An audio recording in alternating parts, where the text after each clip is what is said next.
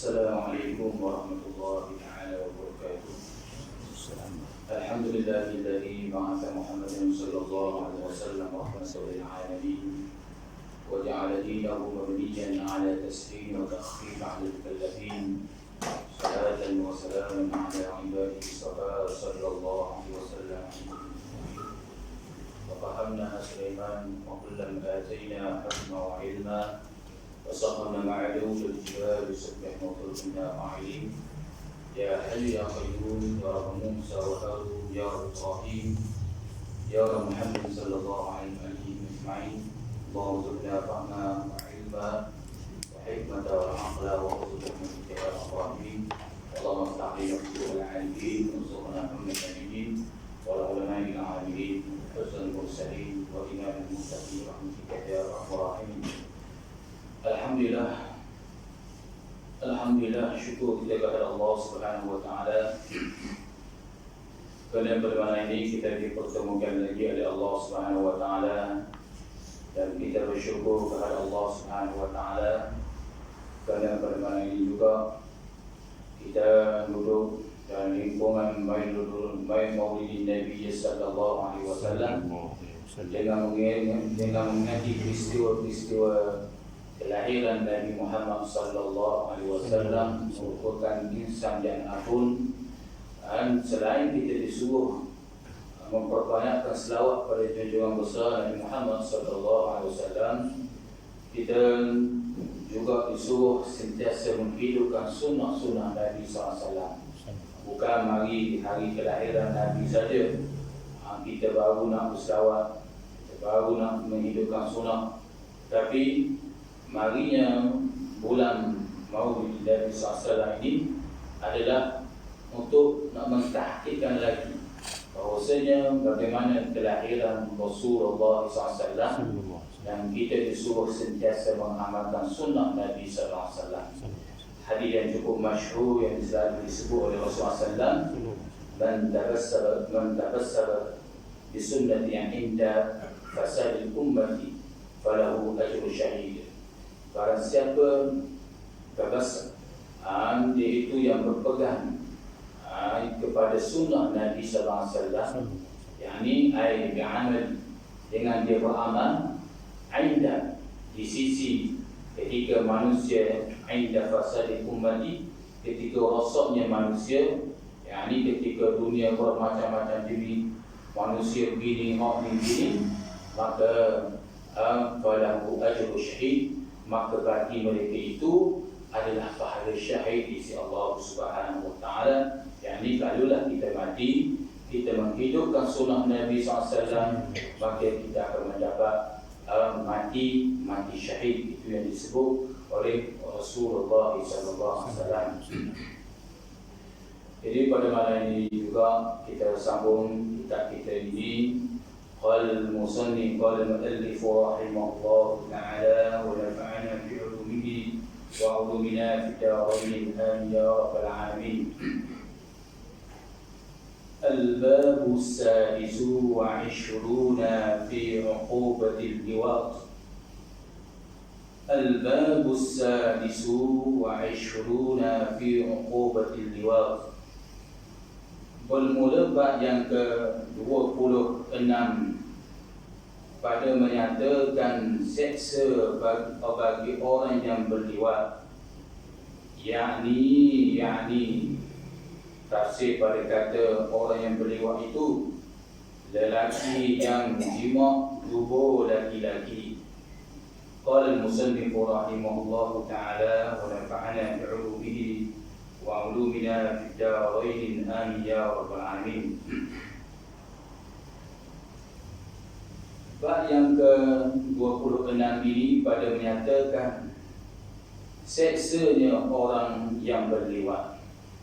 Ini adalah kaum Lut, kaum yang mana turun zaman, ia akan berlaku sepanjang zaman. Ini yang disebut oleh Rasulullah SAW, yang mana wahid ini dilaknat oleh Allah Subhanahu wa taala. Malaikat melaknatnya semua penduduk langit, penduduk bumi, pokok kayu, pohon dan sebagainya, melaknat orang yang berliwat. Dan perkara ini akan menjadi kebiasaan bagi orang-orang di akhir zaman yang disebut oleh Rasulullah SAW. Kekal ini berlaku kisah yang cukup masyhur, iaitu Nabi Lut alaihissalam. Nabi Lut bagaimana? Kalau kita ambil sedikit kisah dia secara ringkas, bagaimana ketika berlakunya bala Allah Subhanahu wa taala kepada penduduk iaitu Sadun, iaitu kaum Lut, itu di antaranya Allah Subhanahu wa taala memutuskan 3 orang malaikat. Malaikat ni ketika itu kaum Lut ni dia minat lelaki sama lelaki.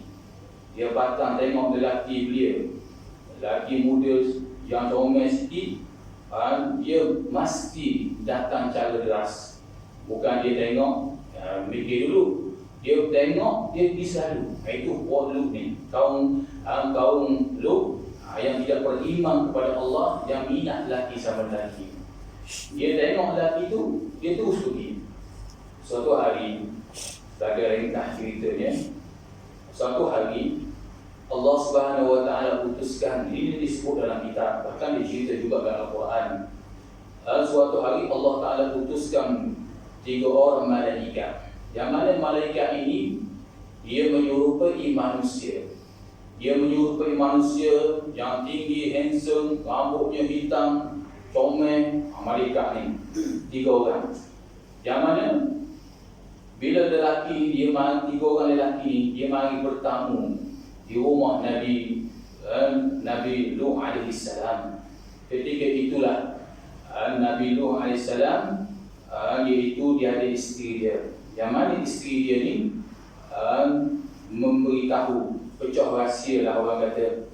Dia pecah rahsia, dia beritahu ke sekampung bahawasanya dalam rumah suami aku ni ada 3 orang lelaki yang comel, tegak, rambut hitam, putih, comel lah. Itu di antaranya. Ini nak ceritanya sebab dia dah beriman kepada Nabi Lut alaihissalam. Ketika itulah berita tahu. Bila orang tahu dah ke, kaum dia pun pakat mari. Bila mari, dia pergi kepada rumah Nabi Lut alaihissalam. Dia buka tu. Nabi Lut menyatakan Al-Quran, hada yaumun 'as.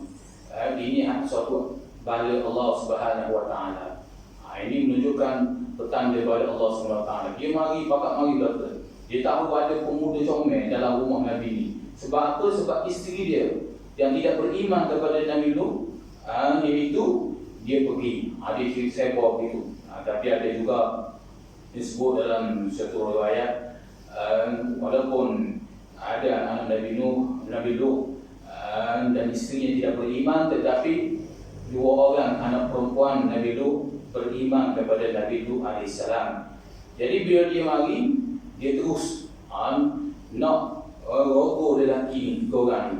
Maka ketika itulah Allah Subhanahu wa taala, iaitu Nabi Lut kuasa takut, berkatlah kalau rogoh 3 orang lelaki ni. Maka tiba-tiba dari 3 orang lelaki itu dia berkata, ya Nabi Allah, wahai Nabi Lut, kamu jangan takut. Dia tidak akan dapat memudaratkan kamu dan tidak akan memudaratkan aku. Rupanya baru Nabi Lut alaihissalam tahu, rupanya yang bercakap itu adalah semulia-mulia malaikat, itu malaikat Jibril alaihissalam. Bila malaikat Jibril alaihissalam tahu dia ni, malaikat Jibril minta izin dengan Allah Subhanahu wa taala. Ya Allah, aku nak mengazab, aku memohon supaya aku dapat mengazab aku supaya kamu turunlah balik kepada orang ini, dia ni, pok ni.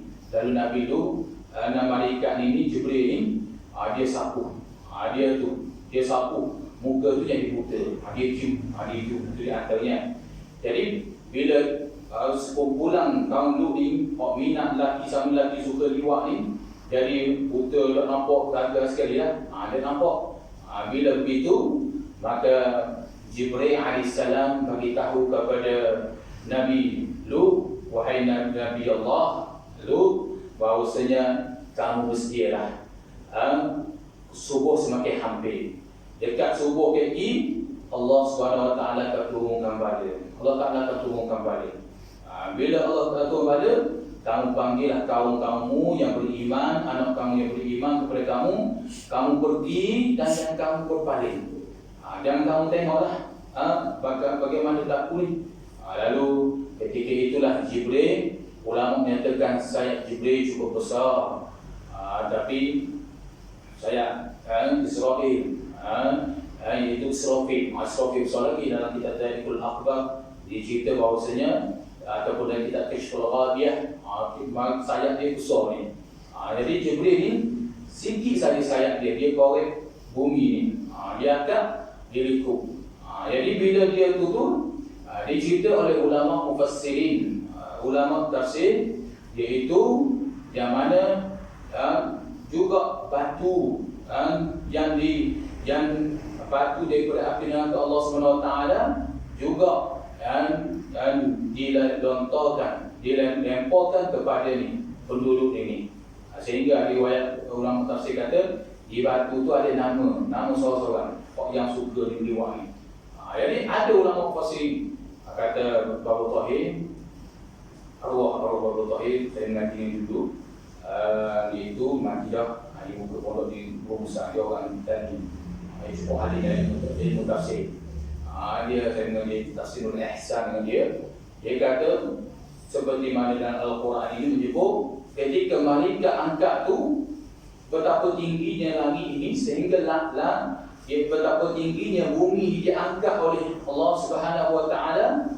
Ayam yang berkukuk di atas bumi itu dengar malaikat yang duduk langit pertama ni. Langit pertama dengar yang mana ayam berkukuk di atas bumi ni. Ada ceritanya tingginya, dilikup.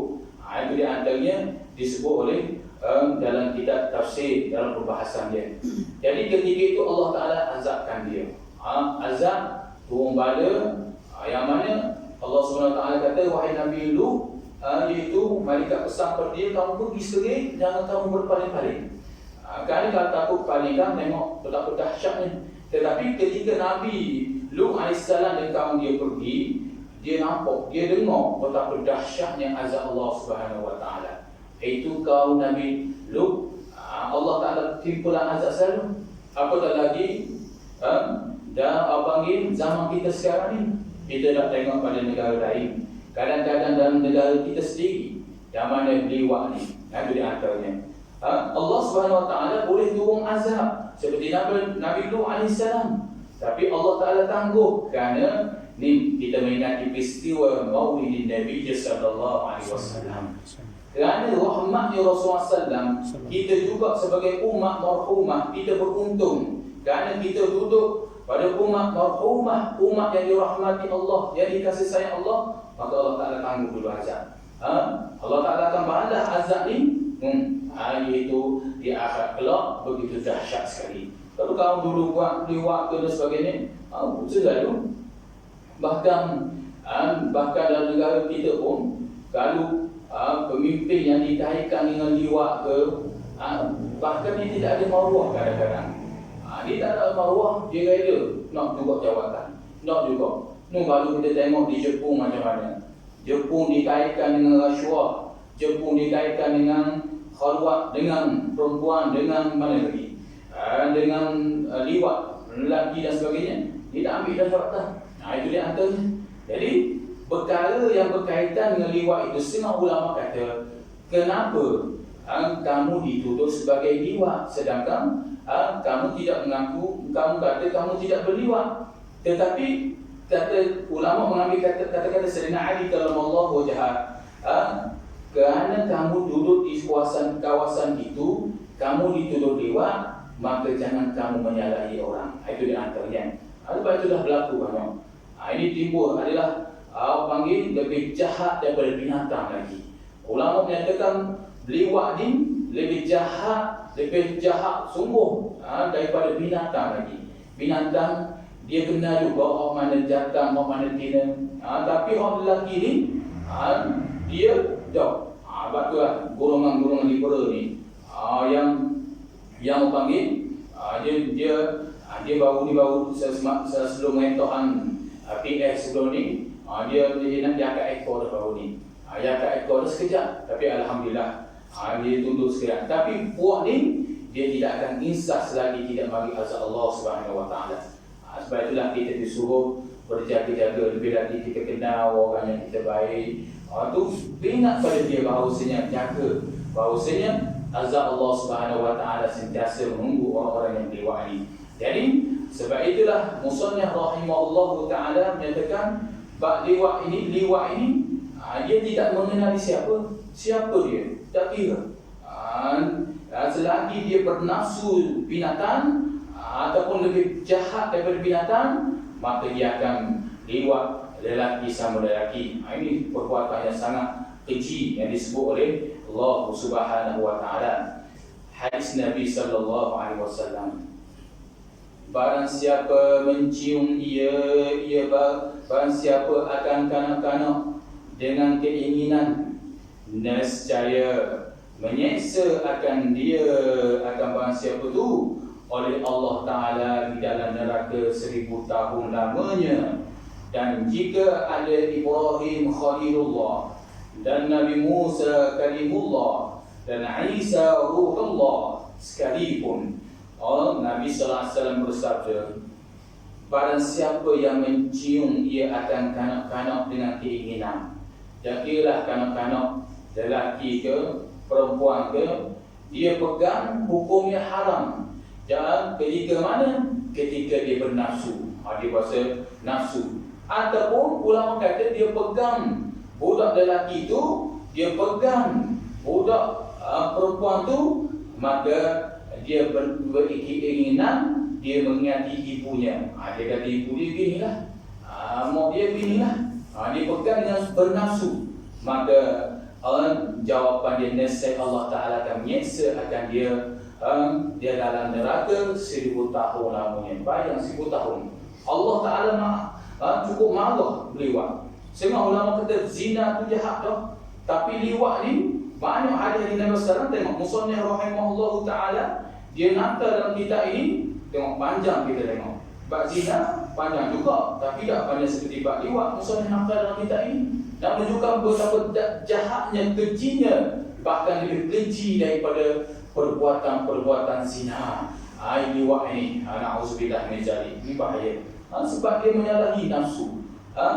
Pada balik, kalau zina tu memang lelaki dia berzina, nafsu jahat dia jahat dah. Dia perempuan dengan perempuan, lelaki dengan perempuan dengan lelaki. Tetapi liwat ini dia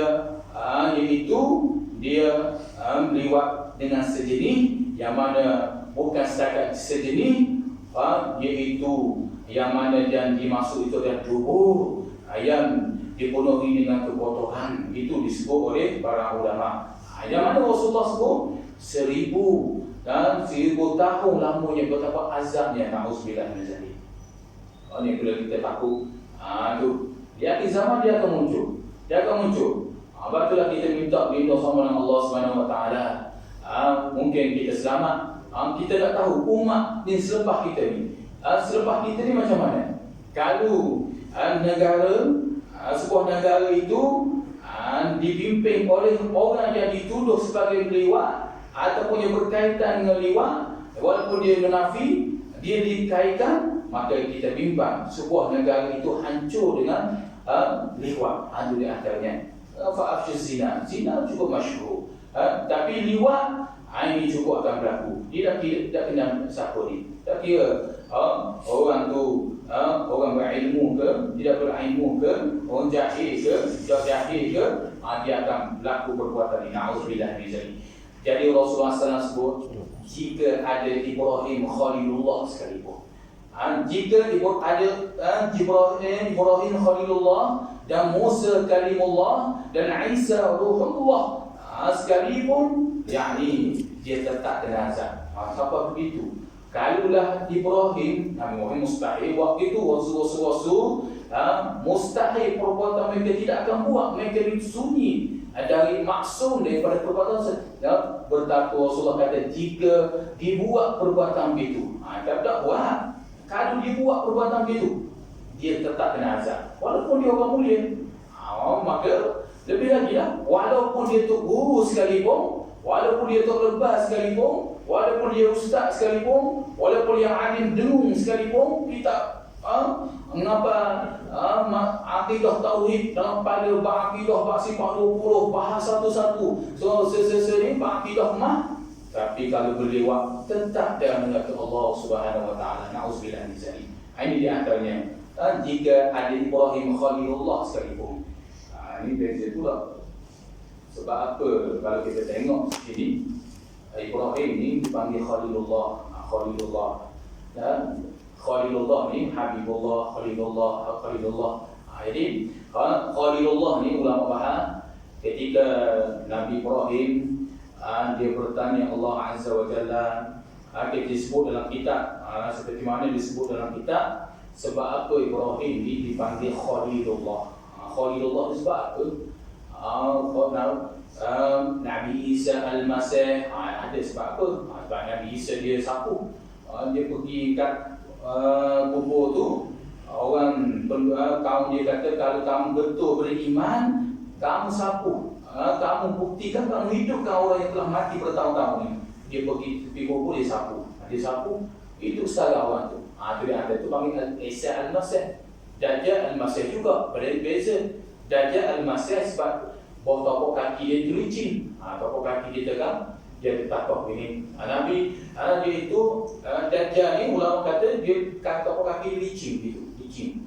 Tu Dajjal Al-Masih. Tapi Nabi Ibrahim ni Al-Masih ni sebab apa? Sebab apa dia nama dia? Dia beranak ketika pemerintahan Namrud, susah payah ni. Susah payah bukan senang.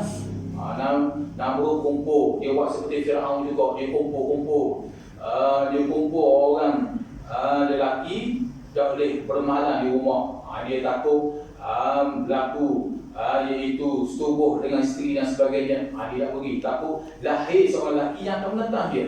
Tapi nak jadi takdir Allah, kuasa Allah mengatasi segala-galanya. Dia percaya ke? Akhirnya dia percaya kepada ayah Nabi Ibrahim. Dia kata dia buat senang makan, dia buat semakan makanan. Ada ulama khilaf, ulama tidak menetapkan makan apa dia suka tu. Contohnya dia minat nasi goreng. Jadi dia percaya pada orang lain, dia percaya pada Nabi itu saja. Nabi iaitu ayah kepada Nabi Ibrahim saja dia percaya. Nabi suruh cari, dia nak makan. Lalu ayah Nabi Ibrahim pun singgahlah rumah dia. Maka berlakulah sama dengan mak Ibrahim, lalu lahir Nabi Ibrahim. Lalu Nabi Ibrahim mak dia kuasa takut, dia masuk lautan, dia beranak, dia serah kepada Allah SWT. Jadi Nabi Ibrahim ketika besar dia sudah tanya. Dia tanya, siapa Tuhan ibu? Dia kata Tuhan ibu adalah ayah kamu. Dan Tuhan ayah siapa? Tuhan ayah adalah Namrud. Dan Tuhan kepada Namrud itu siapa?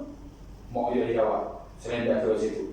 Mak dia pun panggil ayah dia pula, mari anak kita kena ada tu. Saya letak di lautan, saya beranak takut Namrud tengok ni, saya letak lautan. Dia tanya pula, dia jumpa ayah dia tanya, siapa Tuhan kepada ayah? Ayah dia jawab, adalah Namrud. Dan siapa Tuhan kepada Namrud? Maka dia tak dijawab, senyap di situ. Jadi nak ceritanya kepada kita, sebab apa Ibrahim dinama Khalilullah, maka ulama kata yang pertama di antaranya kerana ketika orang tanya Nabi Ibrahim, wahai Nabi Allah, kenapa kamu digelar sebagai Khalilullah? Yang pertamanya kerana Nabi Ibrahim ini dia suka mendahului perintah Allah berbanding dengan perintah manusia dan perintah yang lain. Itu yang pertama. Kalau orang tanya kita kenapa dipanggil Khalilullah Nabi Ibrahim ini, yang pertama kerana Nabi Ibrahim ini dia suka mendahului perintah Allah berbanding perintah yang lain, segala makhluk ni. Dia lebih utama. Yang keduanya iaitu dia tidak pernah bimbang sesuatu yang ditanggung oleh Allah Subhanahu wa taala. Dia tidak rasa risau, tidak rasa bimbang pun apa yang ditanggung, apa yang dijamin oleh Allah Subhanahu Wa Taala. Ulama kata seperti rezeki. Nabi Ibrahim tidak pernah bimbang pun tentang rezeki. Dia tahu dah orang-orang yang beriman tetap dijamin rezekinya oleh Allah Subhanahu Wa Taala. Itu Allah Taala panggil dia Khalilullah. Allah Taala gelar dia Khalilullah. Itu yang kedua. Yang ketiganya, yang antara yang disebut oleh para ulama, kerana Nabi Ibrahim ini dia ni tidak suka makan di waktu petang, waktu malam, waktu apa lagi pagi, melainkan mesti bersama dengan orang. Mesti bersama tetamu. Tidak makan seorang, tidak pernah makan seorang. Dia mesti bersama dengan orang. Dia mesti bersama dengan orang. Sebab itulah Nabi Muhammad SAW pernah juga cerita Nabi Ibrahim, Nabi SAW menyatakan sepupuh itu untuk 2 orang, 2 pupuh itu untuk 3 orang, 3 pupuh itu untuk 4 orang. Jadi seperti mana kamu jadilah Nabi Ibrahim. Nabi Ibrahim ini dia tidak makan seorang, mesti dia berteman. Itu di antara yang disebut oleh ulama. Sebab itulah dia digelar sebagai Khalilullah. Itu dibahaskan oleh ulama. Jadi Nabi Ibrahim Khalilullah, Nabi Musa Kalimullah. Nabi Musa ni Kalimullah, gelar Nabi Musa Kalimullah. Kalau orang tanya pula kita sebab apa Nabi Musa ni Kalimullah. Kalimullah ni orang panggil bercakap-cakap dengan Allah Subhanahu Wa Taala ni. Sebab iaitu Nabi Musa ni, suatu hari Nabi Musa ni dia pernah bertanya Allah Subhanahu Wa Taala, kenapa gelar aku sebagai Kalimullah ni? Ya Allah, kenapa kamu gelar aku ni sebagai Kalimullah ni, ya Allah?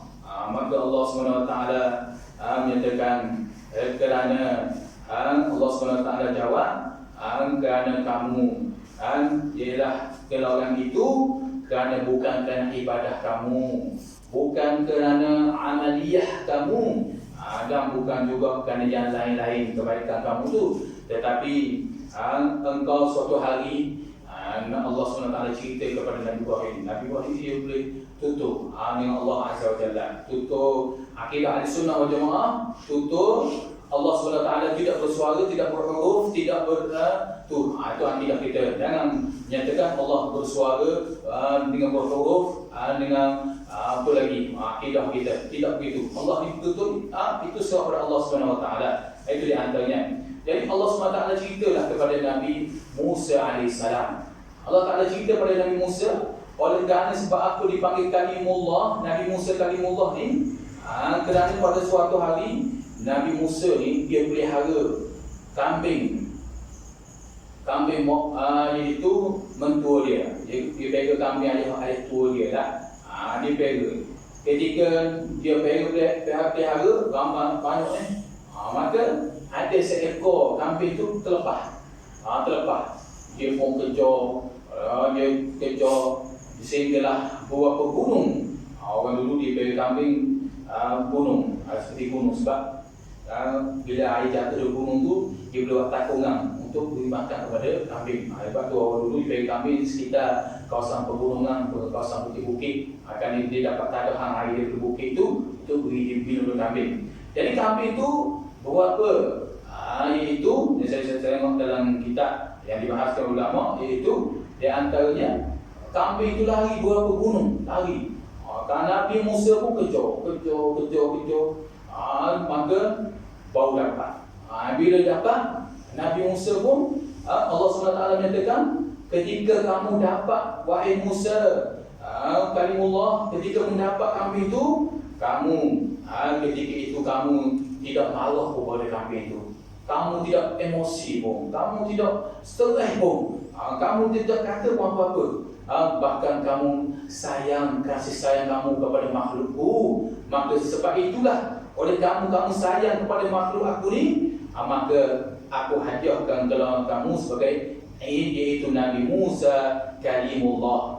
Nabi Musa Kalimullah. Seperti itu. Jadi ulama menyatakan pengajaran di situ iaitu orang-orang yang mengasihi pada makhluk Allah, lebih-lebih lagi manusia, sesama manusia, dia kasih sayang kepada sesama manusia, apatah lagi manusia. Kalau binatang dia kasih, Allah tengok Allah Ta'ala angkat maqam Nabi Musa AS cukup tinggi, sehingga Rasulullah tatkala menceritakan sebuah cerita Nabi Musa AS ini, lalu Rasulullah SAW bersabda, irhamu, biasa kita dengar hadis Nabi SAW yang mengatakan, irhamu man fil ard, yarhamukum man fil ard fis sama', kasihanilah kamu, iaitu kepada penduduk, kepada mereka yang berada di bumi, nescaya kasih pula kamu, iaitu daripada mereka yang di langit. Jadi kalau kita kasih kepada makhluk-makhluk Allah di bumi ini, lebih lagi manusia, maka malaikat lebih mengasihi kita. Malaikat kasih.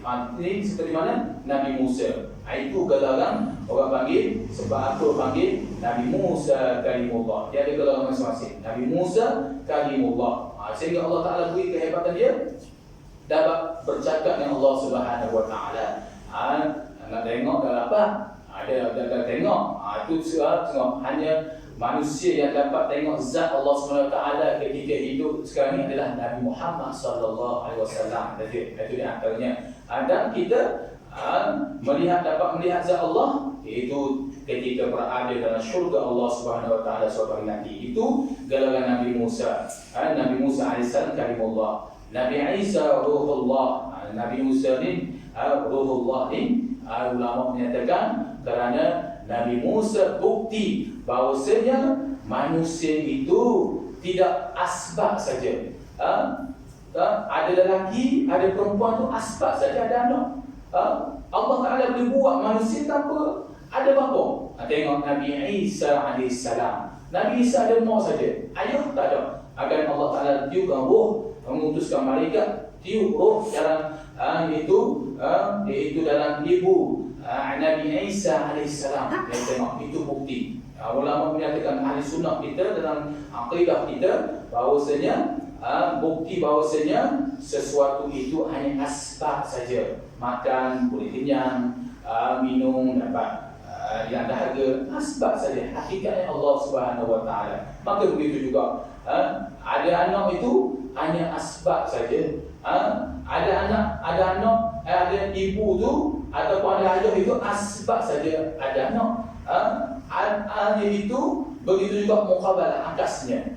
Ada anak, ada ibu tu asbab saja ada anak. Hakikatnya Allah boleh buat segala-galanya. Tidak ada lindungan daripada Allah Subhanahu Wa Ta'ala. Itu di antara disebut oleh ulama. Jadi sebab itulah kisah dia, jika Nabi Ibrahim Khalilullah, Nabi Musa Kalimullah, Nabi Isa Ruhullah sekalipun, kalau dia buat perbuatan itu, dia tidak akan buat. Tapi dan jika dipartu kata buat begitu, dia tetap kena azab Allah Subhanahu Wa Ta'ala juga. Itu di antaranya.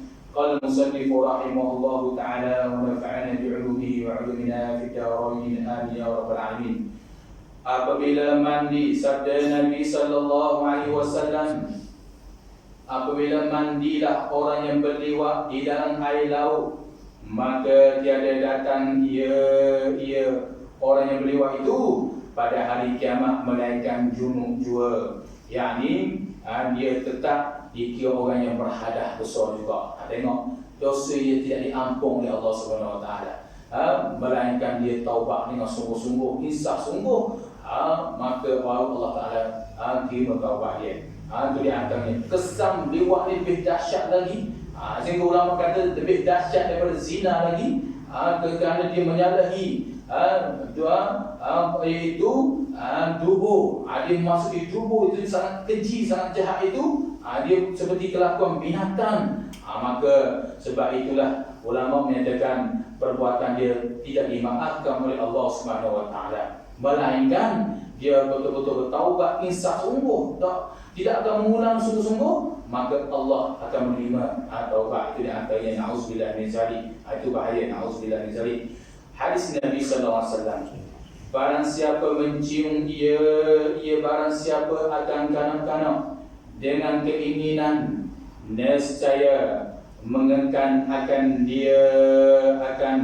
barang siapa tu oleh Allah Subhanahu wa taala pada hari kiamat dengan tekanan daripada api neraka. Nauzubillah min zalik.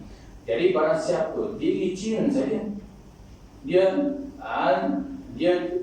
cium pada kanak-kanak tu dengan bersyahwat. Tak kira kanak lelaki ke perempuan ke, dia bersyahwat, bernafsu, maka tak boleh. Hukum dia haram. Seperti mana jelas dalam hadis Nabi sallallahu alaihi wasallam ini, mereka ini tetap diazab oleh Allah Subhanahu wa taala, yang mana azab itu Allah taala akan mengekan dia tu dengan daripada besi api neraka, yang mana digari mereka ini dengan besi api neraka ni, lalu diumpan, lalu diazab, dan hadis lain disebut lagi, lalu diisi, diminum dengan air danau, macam-macam lagi, air darah, nauzubillah min zalik. Itu di antaranya. Ini disebut dia cium saja kerana dengan keinginan bernafsu, bersyahwat. Kerana beringat bersyahwat, maka Allah Subhanahu wa taala akan azab mereka ini dengan seazab-azabnya. Nauzubillah min zalik.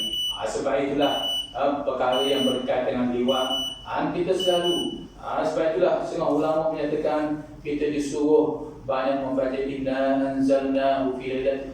Sebab itu supaya kanak-kanak kecil tu ataupun kanak-kanak besar dah boleh. Setengah ulama kata juga kanak-kanak besar sekalipun disuruh kita membaca banyak inna anzalna.